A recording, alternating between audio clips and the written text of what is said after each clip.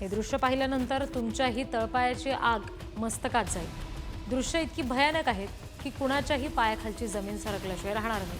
मध्य प्रदेशच्या भोपाळ शहरात शाळेच्या बसचा ब्रेक फेल झाला आणि यावेळी या बसने सिग्नलवर उभ्या असलेल्या अनेक वाहनांना जोरदार धडक दिली। ही धडक इतकी भीषण होती की वाहनं अक्षरशः 10 ते 12 फुटांपर्यंत फरफटत गेली। स्कूल बसने दिलेल्या जोरदार धडकेमध्ये एकाचा मृत्यू झालाय तर 6 जण जखमी असल्याची माहिती आहे। दरम्यान जखमींना रुग्णालयामध्ये दाखल केलेलं आहे आणि त्यांच्यावर सध्या उपचार केले जात आहेत। तर बहुतेक जण या धडकेतून अगदी थोडक्यात बचावले। या घटनेमुळे शहरामध्ये खळबळ माजली आहे। प्रशासनाने या घटनेची गंभीर दखल घेतलेली आहे आणि चौकशीचे आदेश दिलेले आहेत।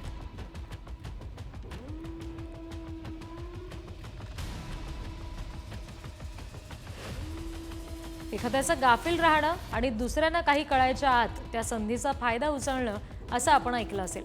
मात्र त्याचा अनुभव उत्तर प्रदेशच्या बस्तीतील या घटनेनं नक्कीच येतो। सोन्याच्या दुकानामध्ये एक चोरटा सोनं खरेदीच्या बहाण्यानं आलाय आणि त्यानं दुकानदाराकडे सोन्याच्या चेन खरेदीची इच्छा व्यक्त केली। त्यानंतर ती पाहत दराविषयी चर्चा केली, डिस्काउंट मागितला आणि त्यानंतर ऑनलाईन पेमेंट करायची तयारी दर्शवली।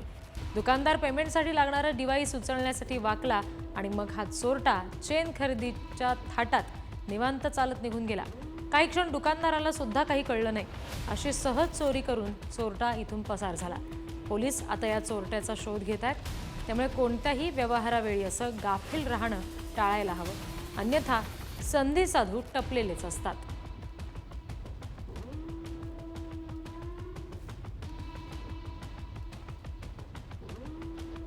मंडळी, ते म्हणतात ना की आयुष्यातील प्रत्येक वळणावर सावध राहायला हवं। अगदी तसंच रस्त्यावरच्या वळणावर सुद्धा सावधानता बाळगायला हवी, अन्यथा भयंकर अपघात होऊ शकतात। वाहन चालवताना चारही बाजूला नजर असायला हवी, वेग नियंत्रणात राहील याची काळजी घ्यायला हवी। जरा जरी चूक याच्यामध्ये झाली तरी अनर्थ घडू शकतो। इथेही अगदी तेच झालंय। ही दृश्य आहेत गुजरातच्या मेहसाणमधली। रस्त्यावरून हा ट्रक येत होता आणि रिक्षावाल्यानं कुठेच न पाहता रिक्षा थेट वळवली आणि रिक्षा आणि ट्रकचा अपघात झाला। या अपघातात 4 जणांचा जागीच मृत्यू झालाय, 2 जण जखमी आहेत।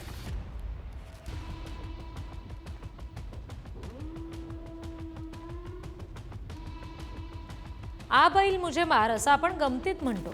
बुल फाईटमध्ये किंवा तामिळनाडूच्या जलीकट्टू सारख्या स्पर्धेचं स्वरूप सुद्धा तसंच असतं। मात्र प्रत्यक्षात तसं कधी घडलं तर राजस्थानच्या झुंझुनूमध्ये असंच घडलंय। बाईकवरून निघालेल्या तरुणाचा बैलाला न जाणो कसा राग आला। हा तरुण बेसावध असताना बैल चाल करून आलाय आणि त्यानं बाईकला जोरदार धडक दिली। ही धडक इतकी जोरात होती की बाईकवरील तरुण अक्षरशः दूर फेकला गेला।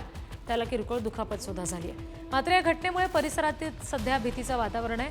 आणखी किती नागरिक जखमी झाल्यानंतर संबंधित प्रशासन या बेवारस जनावरांचा बंदोबस्त करेल असा सवाल नागरिक उपस्थित करतायत।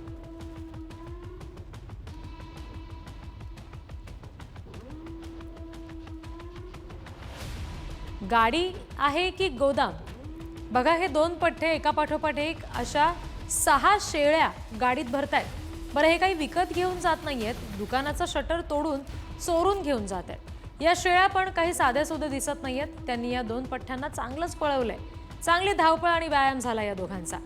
हा प्रकार उत्तर प्रदेशातल्या बागपत इथला आहे। या प्रकरणामध्ये पोलिसात तक्रार दाखल करण्यात आलेली आहे आणि पोलीस या सगळ्या प्रकरणाचा अधिकचा तपास करतायत।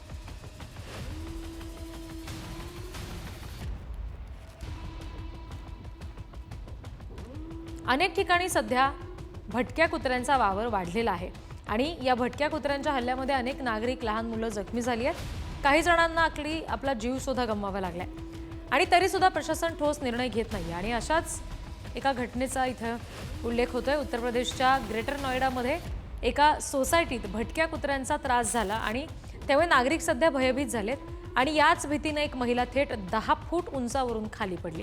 या अपघातामध्ये महिला गंभीर जखमी झालेली आहे। रुग्णालयामध्ये महिलेला दाखल केलंय, तिच्यावर उपचार सुरू आहेत। नागरिकांनी कुत्र्यांचा बंदोबस्त करण्याची मागणी आता केलेली आहे।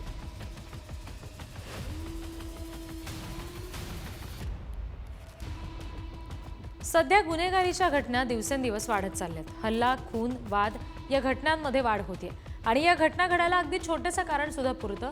आता अशीच एक घटना घडलेली आहे संभाजीनगरमध्ये। एका पेट्रोल पंपवर पेट्रोल दिलं नाही म्हणून संतप्त 4 तरुणांनी चाकूचा धाक दाखवत धुमाकूळ घातला। रांजणगाव शेणपुंजी इथं पेट्रोल पंपवर ही घटना घडली। कर्मचाऱ्यांनी पोलिसांना कॉल करून घटनेची माहिती दिली. पोलीस आरोपींचा शोध घेत आहेत.